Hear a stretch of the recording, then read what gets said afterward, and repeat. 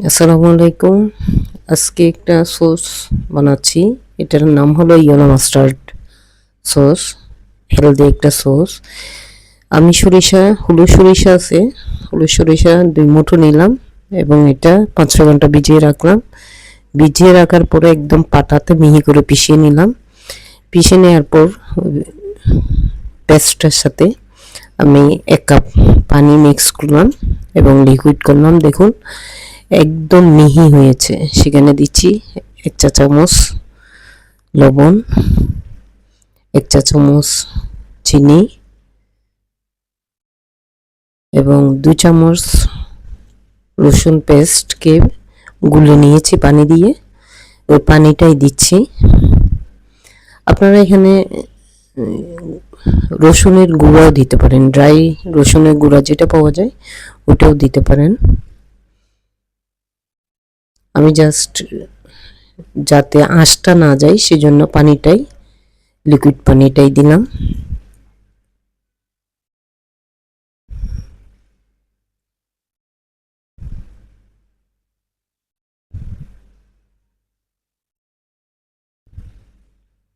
সব একসাথে মিক্স করব। সেই সাথে দিয়ে দিব একদম কালারটা সুন্দর হওয়ার জন্য 1 টেবিল চামচ হলুদের গুঁড়া। এটা দিয়ে সুন্দর করে নেড়ে নিব। যাতে এটা দেওয়ার কারণ হচ্ছে এটাতে ইয়েলো টারমারিক পাউডারে আপনার অ্যান্টিঅক্সিডেন্ট থাকে।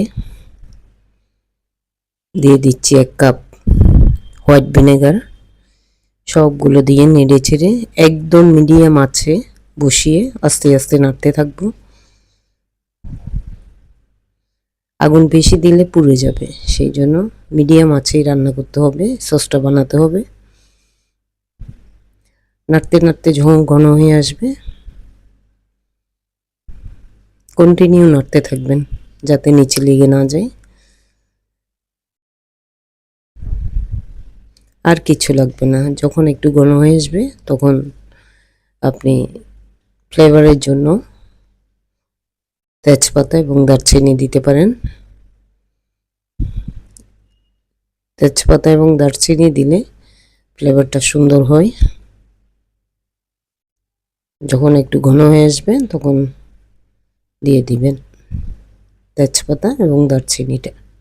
আর কোনো মশলা লাগবে না। একদম হেলদি একটা সস এটা। যে কোনো ফাস্টফুড খাবারের জন্য খুবই পছন্দনীয় একটা সস, হেলদি সস। আমরা অনেক সময় টমেটো সস খাই, চিলি সস খাই, বারবিকিউ সস খাই, তারপর সয়া সস খাই। এখন এটা হলো ইয়েলো মাস্টার্ড সস, বাসায় বানাচ্ছি।